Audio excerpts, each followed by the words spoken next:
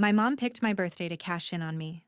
Not with a cake or a surprise party, but with a text. I was wiping down the counter at the cafe halfway through a double shift when my phone buzzed. "We sold your car. Family comes first. Be grateful we let you live here." That was it. No happy birthday, no emoji, just my entire independence gone in one message. "I'm Ava. I'm 22. And that car was the one thing I'd worked 2 years of early mornings and late nights to buy." My hands were still sticky from spilled syrups when the next text came in. "Your brother's starting college. You'll cover his first semester. $6,000. It's due this week." Like I was an ATM with a pulse. I stared at the screen, my chest burning. Then I typed one word back. "No." A second later, my phone lit up with a call.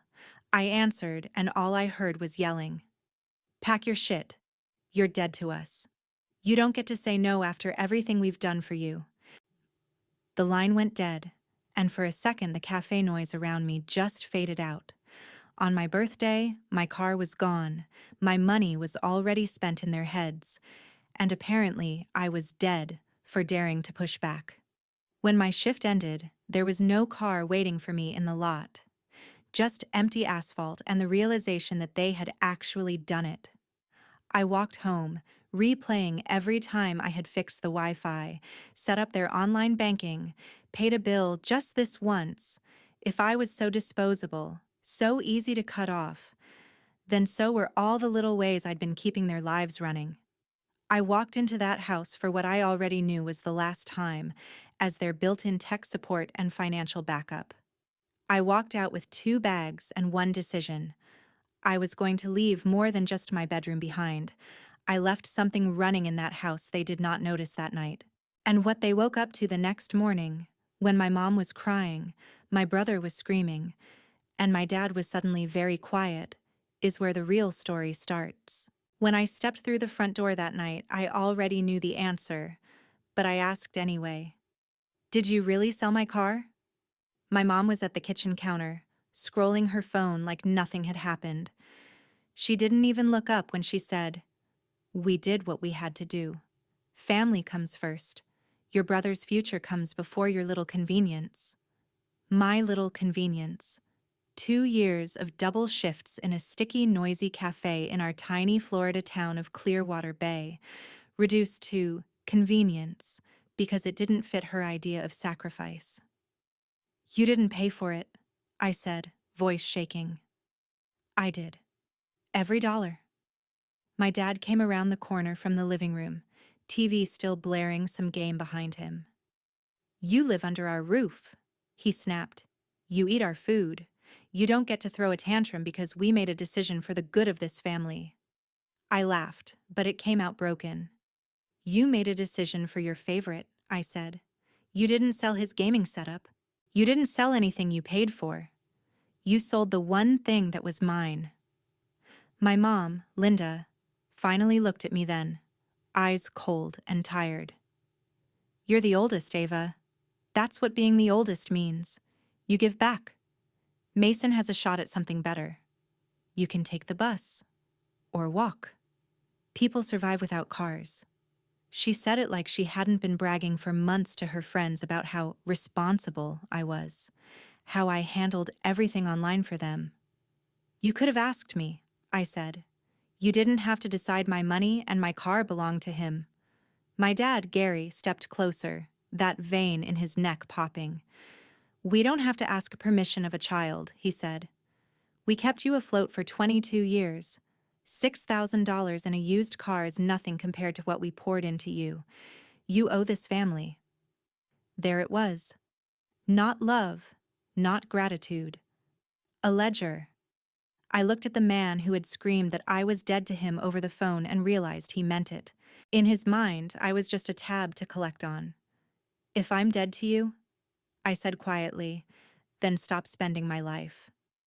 I turned and walked down the hall to my room, his hand brushing my shoulder a little too hard as he tried to block me. It wasn't enough to knock me over, but it was enough to make me angry instead of scared. That was their mistake. Anger made me clear. I closed my door and started pulling my life off the shelves and out of drawers. Clothes into a duffel bag, laptop, external hard drive, the little jewelry box my grandma Evelyn gave me before she moved to the city, the envelope with my last pay stub, and the printout showing how much I'd put down on that stupid hatchback. I grabbed the chargers, my passport, my social security card, anything that said I existed outside this house. My phone buzzed in my hand as I worked. It was Jenna, my best friend, replying to a text I'd fired off between customers at the cafe. "Mate, if I leave tonight, can I crash with you for a while?" Her answer popped up. "Yeah, no questions. Just come." I stared around my room, at the familiar mess of a life I'd been told I should be grateful for. The thing is, I wasn't just the extra paycheck in this house. I was the password keeper, the bill payer, the one who set up online banking because my parents didn't trust computers, the one who fixed the Wi-Fi every time my dad cursed at the router, the one who signed up for autopay so the lights didn't get shut off during storm season. They kept saying I owed them, but quietly, I'd been paying them back for years, with my time, my labor, and my logins.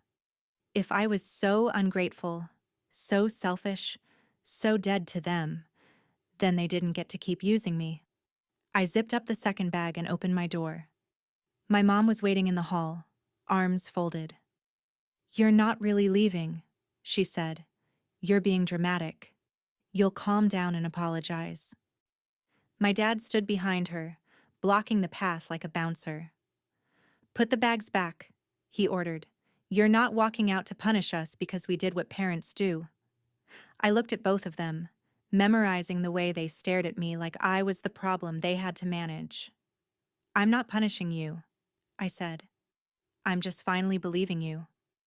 I shifted the strap higher on my shoulder and walked straight past my dad. He put a hand out like he might shove me again, but this time he froze, as if he realized I was actually going. I stepped out into the humid night air of Clearwater Bay and texted Jenna, "On my way." As I waited for her car at the end of our street, I pulled up the list on my phone of every account, every bill, every login I controlled for this house. Power, water, internet, streaming services, bank portals, budget spreadsheets. I scrolled slowly, feeling something sharp and calm settle inside me. They thought all they lost tonight was a daughter and a car. They had no idea how much of their lives actually depended on me, and I was done giving it away for free. Jenna's apartment smelled like reheated takeout and cheap vanilla candles, and for the first time all day, that smell felt a lot more like home than the place I'd just left. I dropped my bags by her couch and sank into the cushions like my bones had finally remembered gravity. Jenna tossed me a bottle of water and didn't push, just sat on the armchair across from me in her scrubs, waiting. I told her everything in one long breath, from the birthday shift to the text about my car, to the $6,000 they decided I owed for a degree I wasn't even the one earning. She listened, swore under her breath in all the right places, then said the one thing nobody in my family had bothered to say. "That's messed up, Ava. You know that's not normal, right?" I did know. I think I'd always known. I just hadn't had proof that they'd actually cash out my life like that until today. After the adrenaline wore off, what was left wasn't just hurt. It was this cold, organized kind of anger that made me want to start sorting things instead of screaming about them. I pulled my laptop out of my bag, opened it, and stared at the familiar icons lighting up the screen. For years, my parents had shrugged and handed me every piece of mail and every password, saying things like, "You're good with computers? You handle it."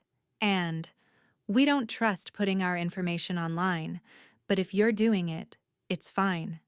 They hated technology until it made their lives easier. I'd linked their utilities, their bank, their card statements, their paychecks, all to dashboards and apps that pinged my email when something was due.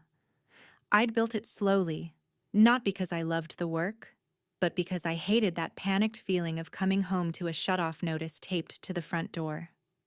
"What are you doing?" Jenna asked, watching the screen. "Undoing," I said. First, I logged into my account at the bank and moved every cent with my name on it into a separate account I'd opened months ago just in case. My tips, my wages, the money I'd saved for that hatchback, all of it had been funneling through a joint account I'd naively agreed to because my mom insisted it was easier for bills. Easier for her, sure, not anymore. I left their direct deposits, their money, untouched. I wasn't interested in stealing. All I wanted was my own work back in my own hands. Then I opened up the utility portals. Power, water, internet. I was the primary email on all of them. I removed my card information, turned off autopay, and updated the contact email to the one address they never checked and had always ignored notifications from. They would still get physical mail. They would still be able to log in if they bothered to reset their passwords. But I wasn't going to be the one catching every late notice for them anymore. It felt less like sabotage, and more like finally dropping a box I'd been forced to carry alone. Jenna watched all of it with raised eyebrows. "You're sure this isn't going to come back on you?" she asked. "I'm not touching anything that's theirs," I said. "I'm just removing myself. If I'm dead to them, they don't get to keep using my spine as their backbone." I hesitated for a second, then opened a folder buried deeper in my files, the one labeled with the boring, harmless name I'd given it months ago. Homeflow. It started as a class project from an online coding course, something that tracked spending by category and spat out neat little charts about where the money went each month. Groceries, gas, medical bills, random crap you don't need, which was the label I'd added for myself because it made me laugh. When my parents realized it could lay everything out in one place, they got excited about it.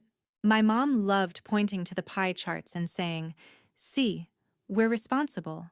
We're making sacrifices." She never minded me tracking their numbers as long as the story the app told made her look good. The thing is, numbers don't care about stories. They just stack up and wait for someone to look at them honestly. I'd connected their credit cards, their bank statements, even the transaction history from the card they used for my brother's enrollment fees. All of it had been quietly feeding into Homeflow. Before I left the house, I hadn't touched their desktop once. I didn't have to. Months ago, when I set everything up, I'd turned on a sync feature that kept my laptop and the family computer mirrored because it made it easier to troubleshoot when they called me in a panic. What they had in their living room was a slightly older copy of what I had right here on my lap. I clicked into the settings and scrolled past the colorful graphs, down to the part almost nobody ever bothers with: reports and notifications. Up until now, I'd kept the reports private just for me, so I could see where the money was bleeding out and gently suggest we cut streaming services or trim back on takeout. Those conversations never went well. They usually ended with, "We work hard, we deserve a little something," which always magically meant they deserved more, and I deserved less. Now I changed the rules. I set Homeflow to generate a full 30-day breakdown first thing in the morning. Every bill I'd paid, every dollar I'd contributed, every charge at the sporting goods store for my dad's fishing gear. Every online clothing haul my mom had clicked place order on while telling me we were tight this month. Under recipients, I added email addresses that had nothing to do with utilities. My mom's, my dad's, my Aunt Brenda's, my Grandma Evelyn's. A couple of relatives who always liked and shared my mom's family first posts, the people whose opinions she cared about more than mine. I wasn't adding lies. I wasn't spinning a story. I was just pointing the app at the audience she'd been performing for and letting the numbers speak without her script. Jenna exhaled slowly. "That's brutal," she said. "It's just the truth," I said. "They're the ones who made sure the truth would look ugly." I hit save and leaned back, feeling the tension in my shoulders shift into something almost like relief. I closed the laptop and stared at the ceiling. Tomorrow morning, while I'd be pouring coffee for tourists and locals, the house I grew up in would wake up to a very different kind of birthday surprise. They sold my car and called it a sacrifice. In a few hours, they'd finally see what they'd really been sacrificing all along. The next morning, my phone started going off before the sun did. It buzzed so hard on the coffee table in Jenna's living room that it slid, bumped against my empty water bottle, and woke me up. For a second, I forgot where I was. Then I saw Jenna's ugly beige ceiling instead of my old bedroom, and it all came back in a rush. I grabbed my phone. Missed calls from Mom, missed calls from Dad, a string of texts from my little brother, Mason, a few from my Aunt Brenda, even one from my Grandma Evelyn, who usually only texted Happy Easter and Love you, honey, twice a year. The notification bar was a wall of red. I opened the family group chat first, the one my mom used like her personal PR channel. The last message before last night had been a picture of Mason's college acceptance letter with a caption about how proud she was and something like, "Our sacrifices are worth it." The new messages were nothing like that. "What is this, Linda?" From my aunt. "Why does this thing say Ava paid half your mortgage for 3 months?" From another relative. "Are these numbers real?" From my grandma. Above all of that, there was a forwarded email I recognized instantly. Clean white background, blue header, the logo I had thrown together for my little project. Home flow monthly breakdown. Underneath, lines and charts and percentages. Under user Collins household, my app had laid everything out in brutal, simple rows. My contributions in one column, my parents in another. What went to actual bills in green, what went to discretionary spending in red. Date stamps, amounts, categories like utilities, groceries, tuition, and, my personal favorite, non-essential leisure, which is where my dad's fishing gear and my mom's online shopping trips lived. Someone had hit reply all. That someone was Brenda. "I thought Ava was barely helping out, Linda," she'd typed, "because this looks like she's been keeping you two afloat." I could practically hear her voice through the text, tight and hurt. I flipped over to Mason's messages. The most recent one was in all caps. "What did you do?" Then another right after, "Mom is crying her eyes out." And then, "Dad is outside yelling at the neighbor about some stupid computer and false numbers." I rubbed my face and typed back, "I didn't fake anything. It's literally your bank and card statements. Those numbers are theirs." 3 dots appeared, then disappeared, then appeared again as he tried to figure out what to say. While I waited, I picked a random call and answered. It was Aunt Brenda. She did not bother with hello. "Ava, sweetie, are you safe?" she asked, voice shaking. I said yes, I was with Jenna. "Good," she said, and I heard her exhale like she'd been holding her breath all morning. Then her tone changed, sharper. "Now you tell me, did your parents really sell your car to pay Mason's tuition after you paid for most of it yourself?" That word, most, stung. "All," I said. "I paid for all of it. They registered it in Mom's name to save on insurance, and then they sold it without asking me. The app just shows how often something like that has happened." Brenda was quiet for a beat. In the background, I heard dishes clinking and the low hum of her bakery. "Your mother told us you stormed out because you didn't want to help your brother," she said finally. "She said you refused to contribute anything and she was tired of your attitude." I laughed, and there was no humor in it. "She's known the passwords to that app for months," I said. "She's seen the charts every time I tried to talk about cutting back. She liked looking at the parts that made her feel noble. She just didn't expect anyone else to see the rest." Brenda swore softly. "Your grandma got that email," she said. So did Doug. So did half the people your mom brags to.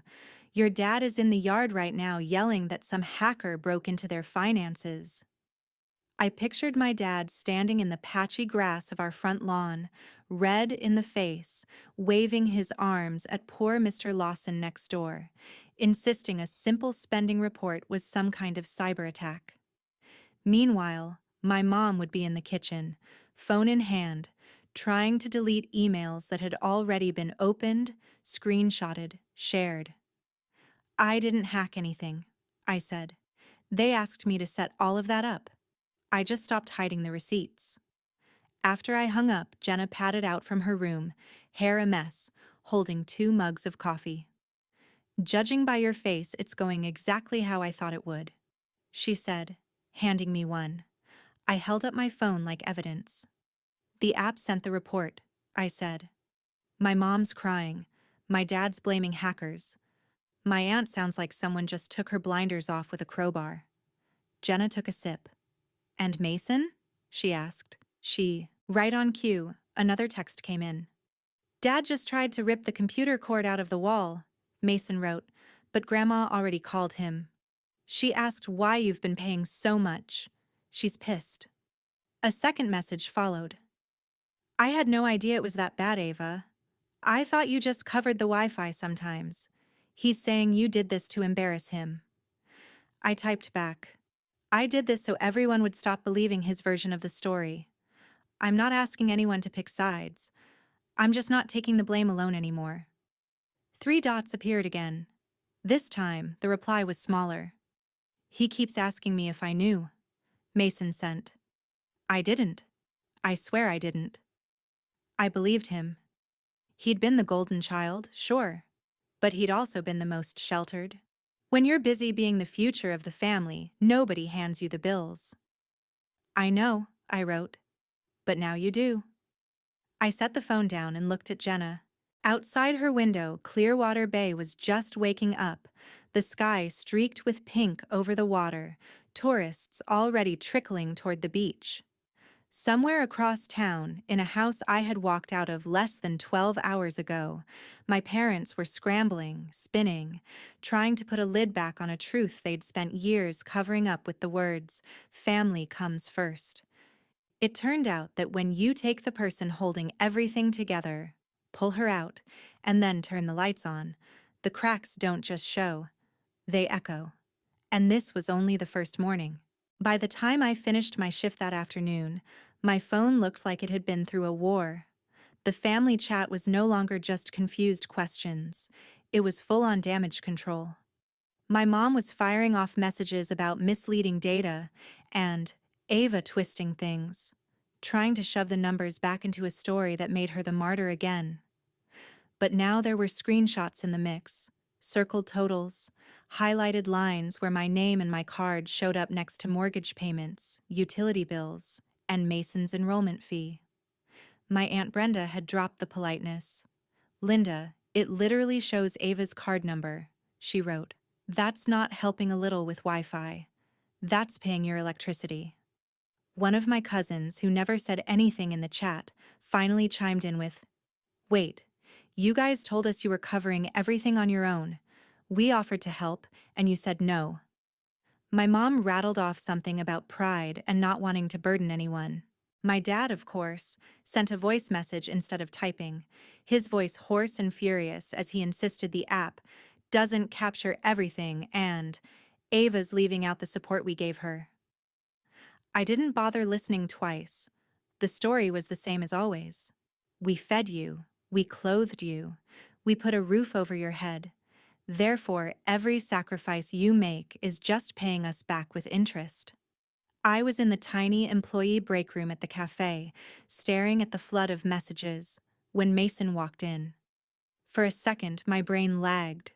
Seeing him there, in his faded hoodie and backward cap, looking smaller than I remembered even though he was technically taller than me now, felt wrong in this space that had always been mine. "Hey," he said, hovering in the doorway like he wasn't sure if he was allowed to come in. "Jenna told me which shift you were on. I biked." I glanced at the clock. "You rode your bike all the way from the house?" I asked. He shrugged. Dad took the truck, he said. Mom's car is blocked in because Doug parked behind us when he came over to yell. He tried to make it a joke, but his eyes were red like he'd either been crying or yelling or both. I motioned for him to sit. So, I said, you saw the email. He laughed once, a sharp exhale. Saw it? He said. Grandma printed it. She showed it to Dad on FaceTime and asked him why his daughter was paying his mortgage while he was telling everyone she was selfish. I blinked. The mental picture of my tiny grandmother holding up a stack of paper to the screen like evidence in a trial nearly made me smile. How did he take that? I asked.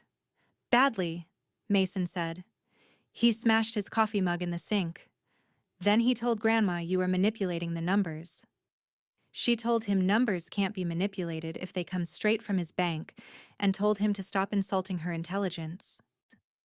For the first time, I felt a flicker of vindication that had nothing to do with revenge and everything to do with not feeling crazy. What about Mom? I asked. He looked down at his hands. She's been crying all day, he said. Calling everyone, trying to explain, but nobody's buying it. Aunt Brenda came over and asked her to her face why she never mentioned you paying so much. Why she told everyone you were just freeloading. He swallowed. Mom said you insisted on paying extra, that you wouldn't take no for an answer. I almost choked. Yeah, because I didn't want the power shut off, I said. I didn't want you waking up in a house with no AC in August because they forgot to mail a check. I know, Mason said quickly. I know that now. He picked at a loose thread on his sleeve. They keep asking me if I knew. Grandma asked me if I saw you paying online. I didn't know what to say. I'm not blind, Ava, but they never told me anything. They just said we were all struggling and that you didn't really understand how much things cost. The irony of being painted as the one who didn't understand money when I was the one watching every dollar move through their accounts hit hard. Do you want to know the part that really made Grandma mad? Mason asked. He pulled out his phone, scrolled, and held it out to me. It was a screenshot of a single-line item, highlighted in yellow. It wasn't the mortgage or the electric bill. It was a series of purchases from a sporting goods store and an online clothing site, stacked back-to-back a few days after I'd covered their past due notice on the power bill. Next to that, in the report notes, Home Flow had flagged, discretionary spending increased 40% this week after essential bills paid by secondary user. My app didn't judge. It just reported behavior. But for someone like Grandma, seeing after essential bills paid by secondary user next to a spree of treats had clearly hit a nerve. She asked Dad, "So you had money for fishing poles and new purses but not for your own light bill?" Mason said quietly. He didn't have an answer. I sat back, letting that sink in. For years I'd been gaslit into thinking I was overreacting, that maybe I was being dramatic for feeling used. Seeing it spelled out in plain language for the people they respected made me feel, for once, like I wasn't standing alone in a funhouse of warped mirrors. "What do you want, Mason?" I asked finally. Like, actually want? Not what they want you to say? He fidgeted, then blurted, "I don't want to go to Coastal State for business." He avoided my eyes. I told them that in the car once. Dad turned the radio up and said, "You'll thank me later." Mom cried and said we were all sacrificing so I could have a real chance. He looked up finally, and he just looked tired. I like drawing. I like designing things. I wanted to go to the community college downtown, take art and design classes, maybe learn game development. But every time I brought it up, they said, "We're not wasting money on some hobby. Business is stable." I let that hang there. The same we that had sold my car for his future while buying themselves toys and calling it stress relief. "So right now," I said slowly, They're trying to guilt me over $6,000 for a degree you're not even sure you want, with money I already gave them in rent and bills. Mason winced. Yeah, he said. When you say it like that, it sounds honest? I offered. He huffed a laugh. Look, he said, leaning forward, urgency in his face. I didn't come here to ask you to fix it. I swear. I just needed you to know I'm not okay with what they did. To you or to me. Dad told me this morning that if I don't back him up when he talks to Grandma, he'll cut me off too. I think he expected that to scare me into line. Did it? I asked. He shook his head. Honestly, I'd rather figure it out on my own than keep being the reason they stomp all over you, he said. If I'm going to college, I want it to be because I chose it. If I'm not, then I'm not. But I'm done being the shield they hide behind while they hurt you. Something in my chest unclenched hearing that. I hadn't realized how much of my anger was tangled up with guilt over resenting him for benefits he didn't even ask for. I don't want you to feel like you have to pick me or them, I said.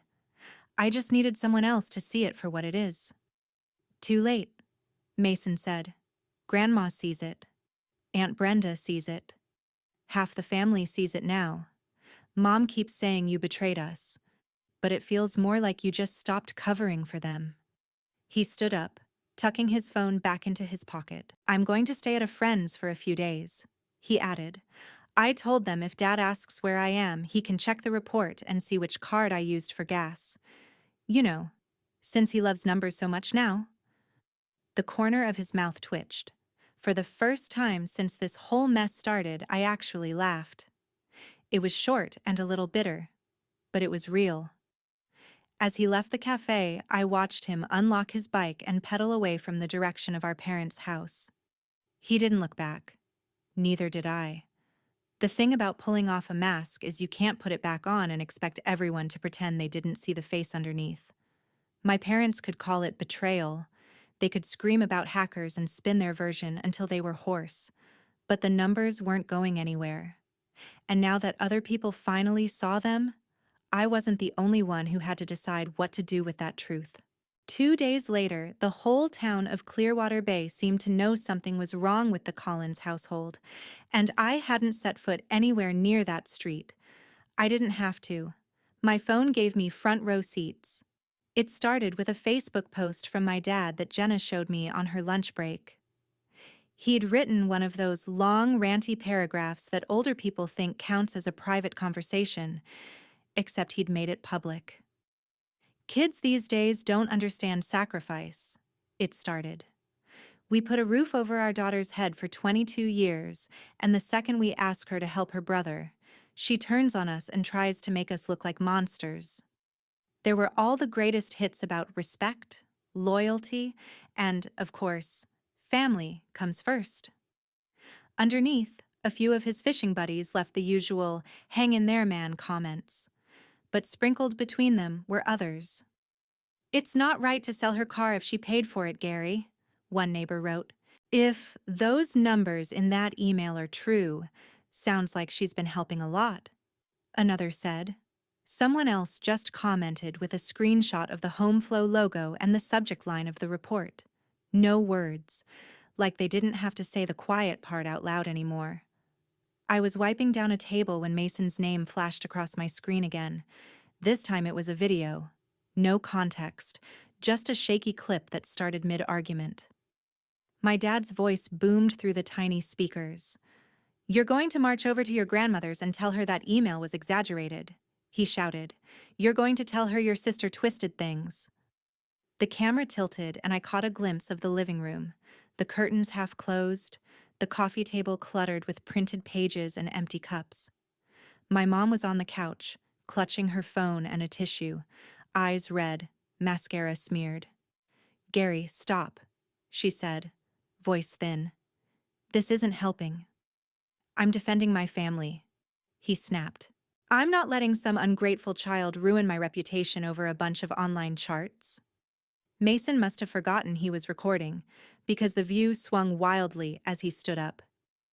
It's not just charts, he said, voice shaking but loud. It's your actual spending, your account, your name. How are you mad at her for letting people see the truth? My dad moved fast for a man who always complained about his back.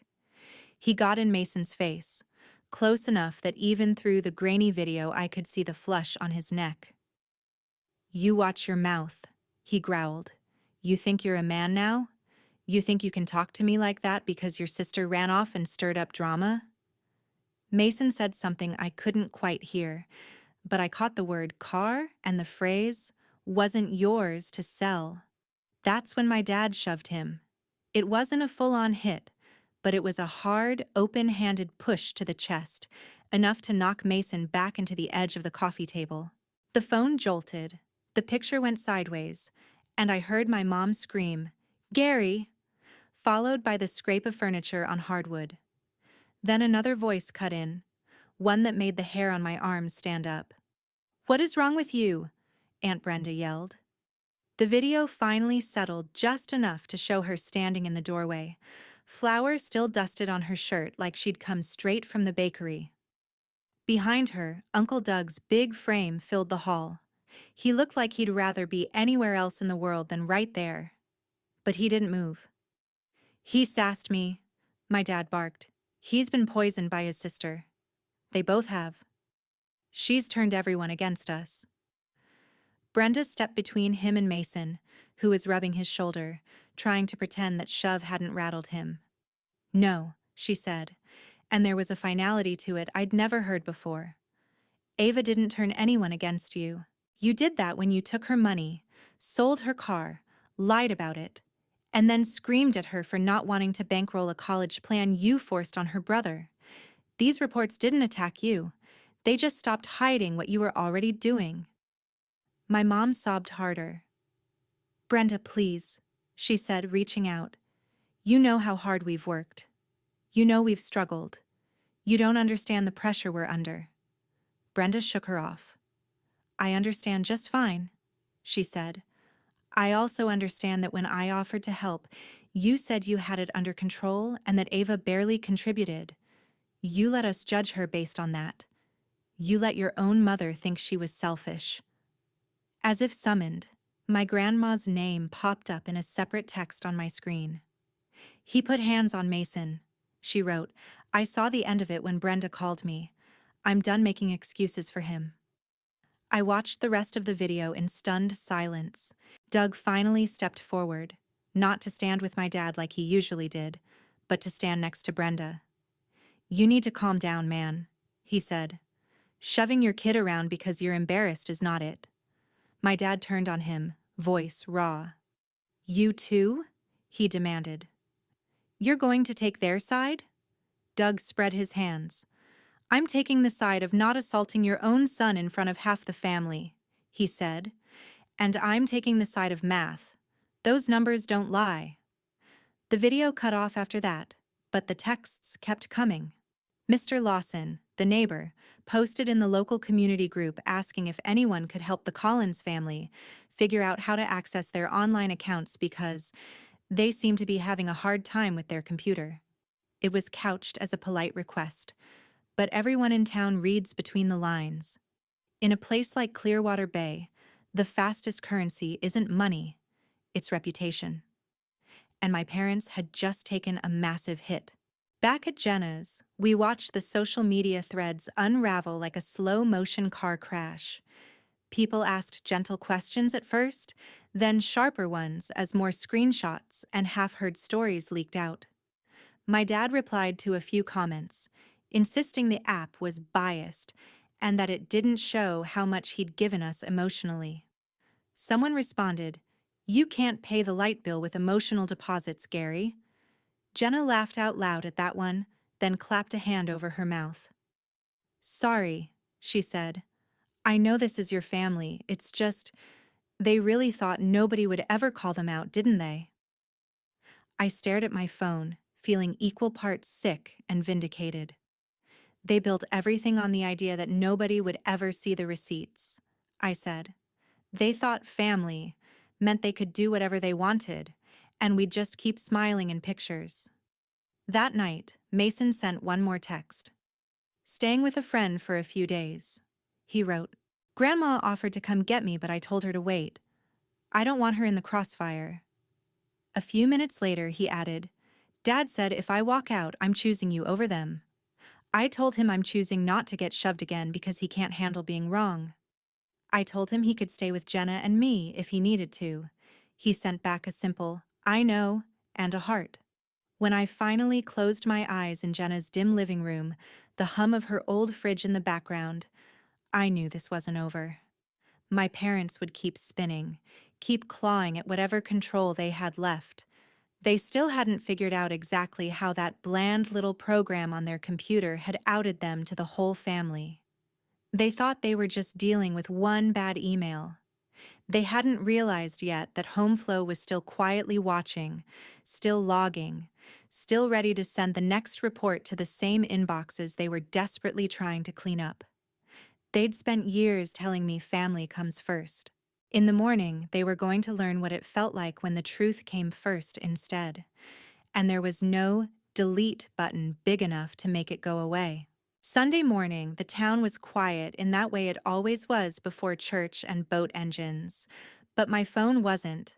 I was in the back of the cafe restocking cups when it started buzzing nonstop again. I glanced at the clock. 8 a.m., right on schedule. HomeFlow's second report had just gone out. The first one had detonated inside the family. This one went wider. Last night, after Jenna went to bed, I'd sat on her couch and adjusted one small setting. Recipients. Same list. Frequency. Weekly. Additional summary. Include any new late fees, overdrafts, or past due notices since the last report. I didn't add any commentary. I didn't have to. The system just did what it was designed to do. Show the truth in numbers.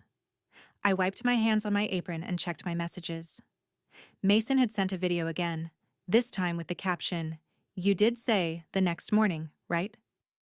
I hit play. The shot was shaky, like he'd propped his phone against something on the counter. I saw our kitchen, the one I grew up in, now looking like a crime scene made of paper. Printed emails, bills, and bank statements covered the table. My mom was standing in the middle of it, phone in one hand, the other pressed to her mouth as she cried.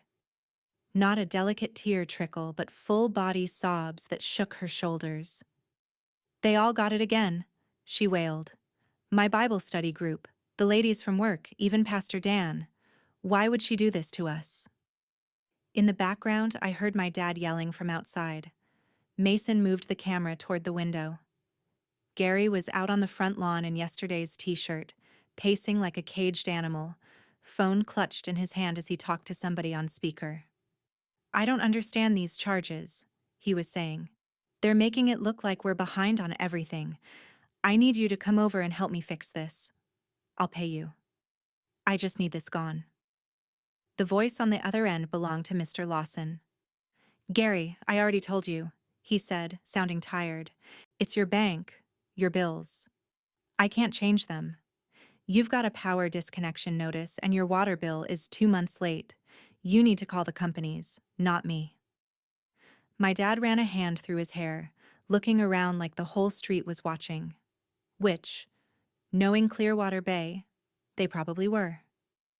Please, man, he said, the edge in his voice collapsing into something small and desperate. I don't know how to do this online crap. Ava always did it. I can't have everyone thinking I can't take care of my own family. Inside, Mason's camera swung back to my mom. She was scrolling through her emails, scanning the subject lines out loud between sobs. HomeFlow detailed update, she read. Payment past due. Late fee applied. Insufficient funds. Declined transaction at... Oh my God. She dropped the phone like it had burned her, grabbed the edge of the table and started crying harder. They're going to think we're trash, she choked. They're going to think we're liars. Mason set the phone up more steadily and stepped into frame. Mom, they don't think anything new, he said quietly. They just finally see what Ava's been seeing for years. She looked at him like he'd slapped her. "You're just like her," she snapped. "You're ungrateful. After everything we've given you, you side with the one who humiliated us." "She didn't humiliate you," Mason shot back. "You did when you humiliated her for saying no. You sold her car on her birthday and called it family." Another notification flashed on my own phone, an email from Grandma Evelyn, CC'd to me, my parents, and Aunt Brenda. "I have seen enough," she wrote. "I will not be sending any more money to bail you out of bills while you buy non-essentials and punish Ava for telling the truth. This is financial abuse, Linda. I raised you better." That word sat there in black and white. Abuse, not just a misunderstanding or a rough patch. Abuse. I watched my mom reread it on Mason's screen. She slid into a chair like her legs couldn't hold her up anymore, fresh tears spilling over. "She's cutting us off," she whispered. "My own mother is cutting us off because of you." My dad stomped back inside, slamming the door so hard a stack of papers toppled. "Good," he grunted. "We don't need her. We don't need any of them. We'll fix this ourselves." But his hands were shaking as he grabbed at the bills, and he flinched when he saw the red, past due stamps stacked in the report summary. Mason killed the video and sent me one last text. "I'm done. I told them I'm taking a gap year, getting a job, and if I go to school, I'm paying for my own path." Mom screamed. "Dad said I was throwing my future away. But at least now it'll be my choice to throw, not theirs to sell." After my shift, Mason came by the cafe again. We sat in our usual back corner with 2 iced coffees sweating on the table between us. "Grandma offered to let me live with her," he said. "She said she'll help me figure out community college or online classes if that's what I want. She also said she's proud of you. She just wishes you didn't have to blow everything up to be heard." I shrugged, feeling something in me settle. "I didn't blow it up," I said. "I just stopped holding it together for them." I wasn't going back to that house. Even if they apologized, even if they tried to patch things up, I knew now what I was to them when they thought nobody else was looking. A resource. A walking password. A wallet with feelings they didn't have time for. Jenna offered to put my name on the lease when it renewed. The cafe manager hinted at a promotion. My coding course sent me an email about an internship with a local software company looking for someone who understood real-world applications of financial tools. For the first time in a long time, my life wasn't built around bracing for the next crisis my parents would hand me. It was built around choices I got to make. Here's what I learned. Standing in the wreckage of their image and the beginning of my own actual adulthood. Family comes first. Only means something if family includes you.